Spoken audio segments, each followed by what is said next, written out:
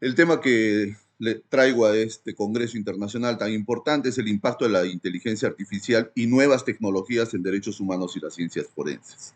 Partamos por decir de que mucha de estas, o parte de esta ponencia va a estar ligada a preguntas importantes, preguntas ligadas al derecho, la filosofía y la ética, ¿no? Pero que van a poder abrir debate en determinados momentos para mayor profundidad en estos temas. Partamos un poco por definir un poco la inteligencia artificial, que nos dice que es la simulación de la inteligencia humana en máquinas creadas para pensar como humanos e imitar sus acciones. Esta inteligencia artificial puede aprender, tomar decisiones y resolver problemas como un humano. Pero acá se plantea una pregunta importante. ¿Ser parecido a un humano implica ser inteligente?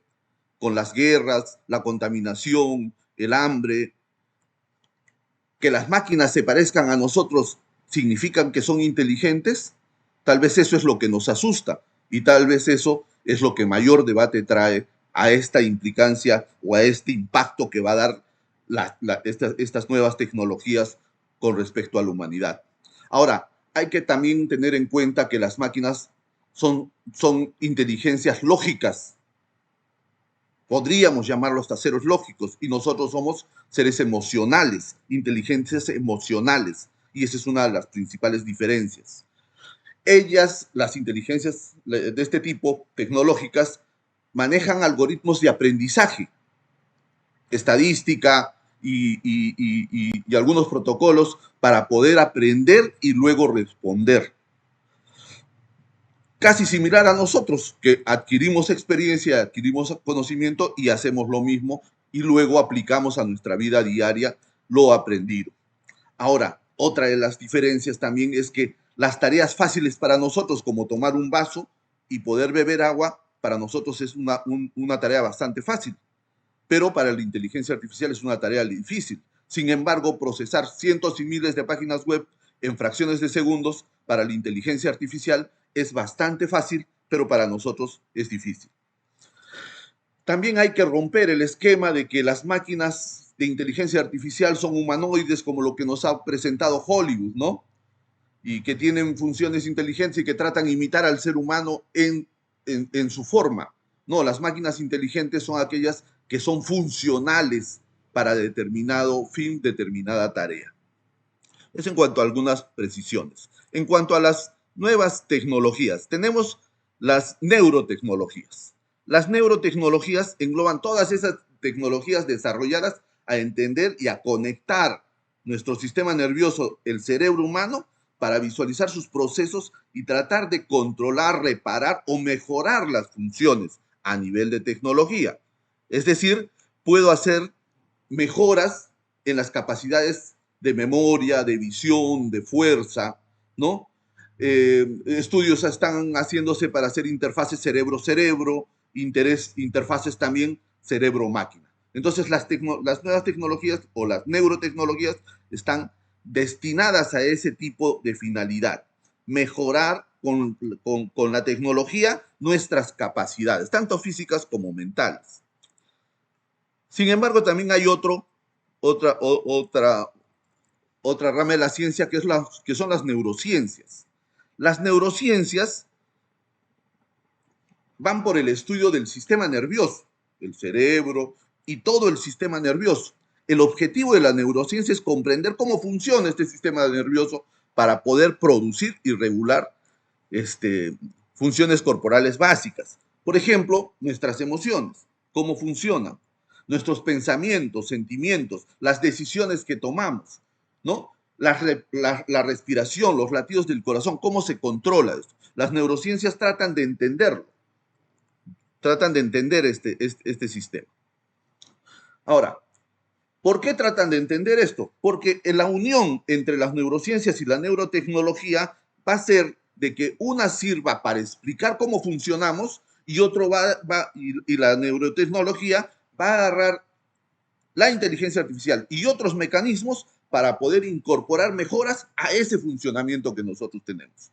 Pero eso implica que se aborde de forma interna, invasiva, a nuestra condición humana con neurotecnología. Y por eso la OEA, la UNESCO y la Comisión Europea han trabajado diversos los llamados neuroderechos. ¿Por qué? Porque crea nuevos desafíos. Al momento que nosotros podemos ser o elegimos incorporar neurotecnología a nuestro cuerpo, a nuestra humanidad, entonces de repente podemos tener condicionamientos de nuestra personalidad, la pérdida de nuestra autonomía, intervenciones ilegítimas en materia de salud, integridad física. Si tenemos tecnología incorporada a nuestro cuerpo, somos plausibles de ser hackeados, ¿no? Ahora, ese es uno de los principios o de los neuroderechos que está tratando estas instituciones internacionales, repito, OEA, UNESCO, la Comunidad Europea. En caso de UNESCO, la declaración del Comité Jurídico Interamericano sobre Neurociencia, Neurotecnologías y Derechos Humanos, ¿no? De nuevos desafíos jurídicos para las Américas, que tratan de proteger nuestra integridad, nuestros datos neurológicos. ¿Se acuerdan que hace un tiempo hablábamos de datos personales? Bueno, ahora hablamos de datos neurológicos, datos que va a producir nuestro cerebro y nuestro sistema nervioso en general, pero que tienen que ser protegidos por las normas jurídicas de cada país para que no haya abuso este tipo de información que van a obtener de nosotros, ¿no? Ahora, otro de los derechos también es la igualdad y acceso a la no discriminación en el uso de las neurotecnologías, que implica que yo tengo ya un derecho de poder acceder a estas tecnologías. Y vamos a ver cómo se traslada esto al transhumanismo, que es una corriente filosófica que está muy en boga ahora, ¿no? Y que se va a poner o va a tomar mayor importancia en los años que vienen. Punto 3 es la privacidad mental y protección de datos neuronales obtenidos a partir del uso de las neurotecnologías. Ustedes verán que hay en Japón, en China, sistemas en donde puedo monitorear los latidos del corazón, puedo monitorear la capacidad de atención, el nivel de somnolencia de los alumnos y poderlos trabajar el profesor. Entonces, estoy incorporando esa información de nuestra mente, de nuestro estado anímico, funcional, físico, a una computadora que está transmitiéndole al profesor, y el profesor se lo puede mandar al padre de familia. Ese vínculo, esa información que yo recolecto tanto del cerebro como de mi sistema en general, de mi sistema biológico, tiene que tener cierta privacidad, ¿no? Entonces, eso también es otra de las preocupaciones que se está regulando a nivel mundial, tanto por la OEA, la UNESCO y la Comunidad Europea.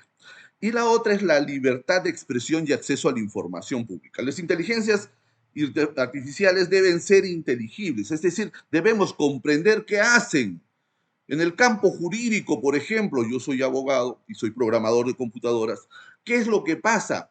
Si yo, el caso Loomis, por ejemplo, en Estados Unidos, si yo no entiendo cómo ha resuelto la inteligencia artificial tal o cual detalle de mi proceso judicial, ¿cómo yo puedo apelar si es que no conozco el algoritmo con el cual el juez ha decidido imponerme una multa, una condena o declararme culpable de algún tipo de acción?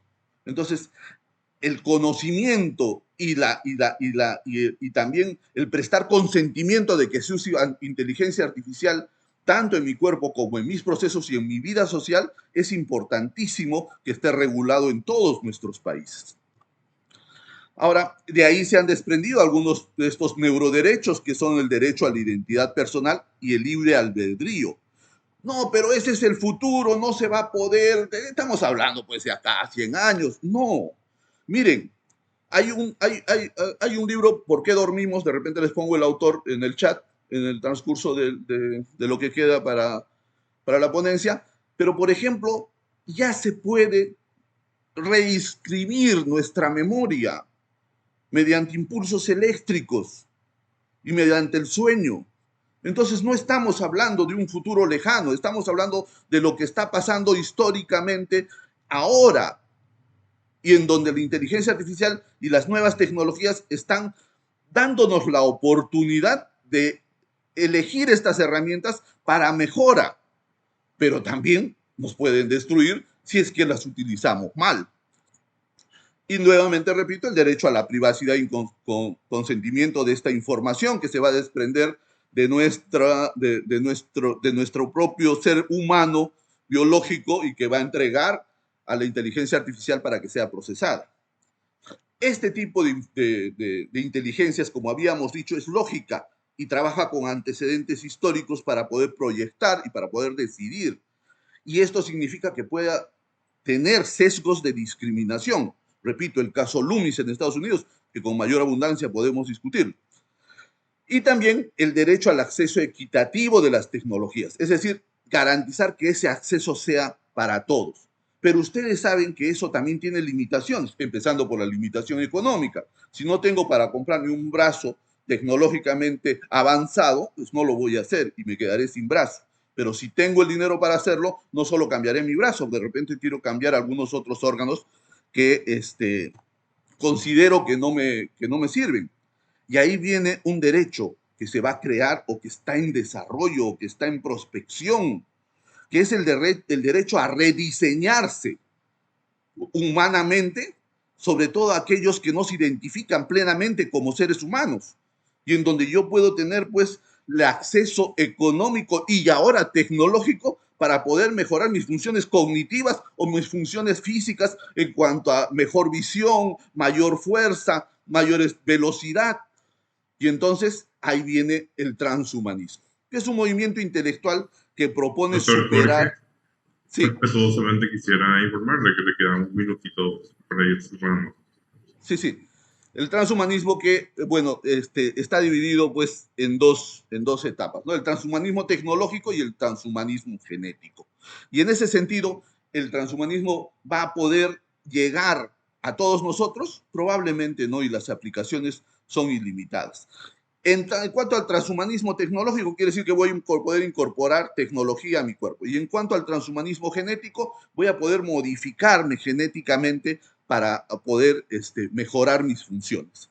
Pero eso significa de que en el futuro lo que nos presentó Hollywood como que los robots o los alienígenas van a dominar el mundo, me parece que no es tan cierto. Es más bien que los robots y los alienígenas vamos a ser nosotros con esta corriente del transhumanismo eh, en pocos años o en muchos años, depende de cómo la humanidad afronte como especie estas nuevas tecnologías.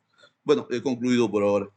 Con el avance de la inteligencia artificial y las nuevas tecnologías en el ámbito forense, ¿cuáles son los desafíos éticos y legales que se presentan en relación con la protección de los derechos humanos, especialmente en lo que respecta a la privacidad, el acceso a la justicia y la no discriminación? Bueno, el avance tecnológico es transversal y va a abarcar todos los ámbitos del desarrollo humano.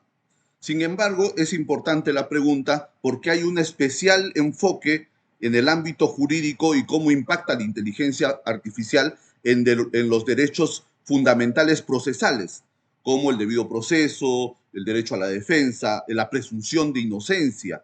Es decir, esos derechos fundamentales que también son parte del sistema jurídico actual van a sufrir cambios y van a sufrir un impacto importante con el uso de la inteligencia artificial que en estos momentos en forma a discreción está siendo utilizada por algunos magistrados, tanto Ministerio Público, Poder Judicial, inclusive por algunos abogados, pues no hay todavía una regulación en nuestros países con respecto a ese uso. Lo importante es de que se pueda utilizar resguardando los derechos fundamentales procesales y también, lógicamente, en concordancia, los derechos humanos en general. Entonces, eso es un poco lo que hay que cuidar. En cuanto a la privacidad, creo que va a llegar el momento, pero no es el momento histórico ahorita, en donde de repente los ciudadanos podemos elegir que nos juzgue en determinado caso y en determinadas instancias una inteligencia artificial o una inteligencia humana. Todavía no estamos en esa etapa, pero hay que visualizarlo en el futuro y creo que es importante que ese tipo de cosas ya se estén regulando y lógicamente ya lo están haciendo a nivel de derechos fundamentales, pero tenemos que ir aterrizando en nuestras legislaciones en cada país para ir regulándolos de forma efectiva.